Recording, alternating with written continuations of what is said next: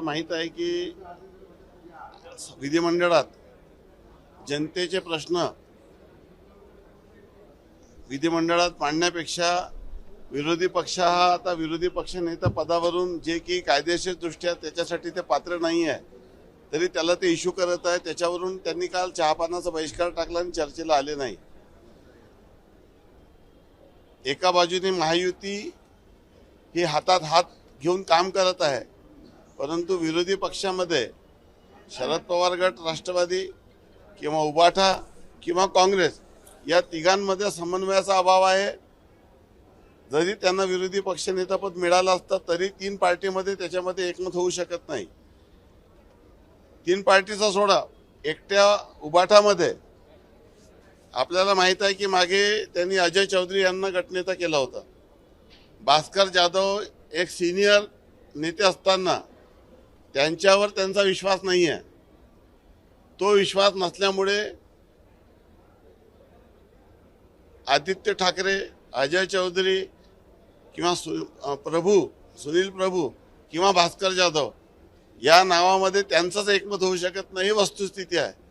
आणि त्यामुळे ही भानगड करण्यापेक्षा जनतेचे प्रश्न त्यांनी विधिमंडळात मांडले पाहिजे, सभागृहात यायला पाहिजे, सरकारचं कुठे चुकत असेल ती चूक लक्षात आणून द्यायला पाहिजे, शेतकऱ्यांचे प्रश्न, सर्वसामान्यांचे प्रश्न विधिमंडळात मांडले पाहिजे आणि विरोधी पक्षनेत्याच्या भानगडीत न पडलेलं त्यांना जास्त योग्य राहील असं माझं म्हणणं आहे। मग भास्कर जाधव हे नाराज होऊ शकतात का भविष्यामध्ये आणि ठाकरे गटामध्ये अशा ज्येष्ठ नेत्यांना डावलण्यात येतं असं? महाविकास आघाडीचे सरकार असताना जेव्हा उद्धवजी मुख्यमंत्री झाले तेव्हा एकाच घरी मुख्यमंत्रीपद आणि दुसऱ्या मुलाला मंत्रिपद त्यांनी दिलं। सुभाष देसाई आणि अनिल परब या चारही लोकांना त्यांनी मंत्रिपद दिलं। जेवढे अपक्षाचे कोट्याचे मंत्री होते जे महाविकास आघाडीमध्ये तिन्ही पक्षाला शेअर करायला पाहिजे होतं ते एकटे उद्धवजी ठाकरे यांनी स्वतःच्या कोट्यातून दिलं।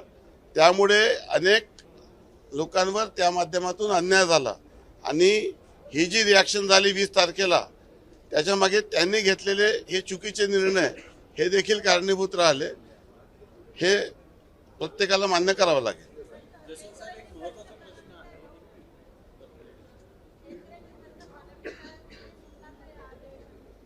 शेतकऱ्यांच्या बाजूने शासन खंबीरपणे उभा आहे।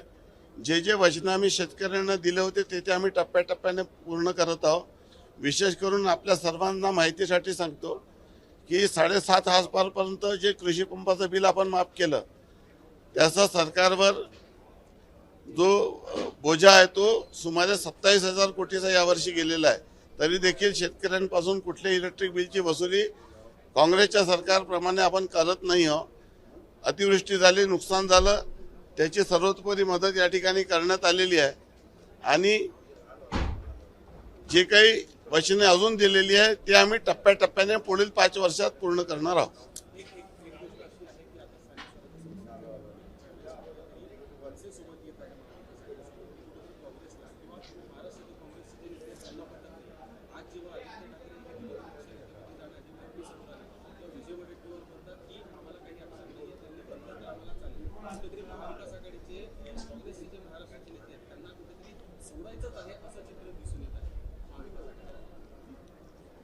महाविकास आघाडीमध्ये कुठलीही नीतिमत्ता राहिलेली नाहीये।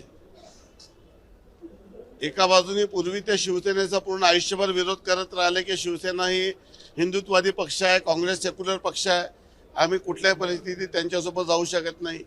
मग भारतीय जनता पार्टीचा विरोध करण्यासाठी काँग्रेस आणि शिवसेनेची आघाडी झाली, जी की कोणीही ॲक्सेप्ट करू शकत नव्हतं, कोणालाही ते मान्य नव्हतं आणि कोणी विश्वास करू शकत नव्हतं। तशा पद्धतीची युती झाली। आता मनसेने ज्या पद्धतीने हल्ले केले होते त्यामुळे मनसेशी दुरावा ते ठेवत होते। सत्तेसाठी कुठल्याही पद्धतीची युती आणि आघाडी करण्यासाठी काँग्रेस आणि उबाठा हे करू शकतात आणि त्यांनी काही केलं तर याच्यात आश्चर्य मानायला नको। भास्कर जाधव जर का शिवसेनेत आले नाराज होऊन तर स्वागत असेल शिवसेनेकडून? आता भास्कर जाधव पूर्वी कशा पद्धतीने काय काय चर्चा झाली होती ते मला सांगायचं नाहीये, परंतु भास्कर जाधवनी आपल्या मनातली खतखत ही अनेकदा बोलून दाखवलेली आहे।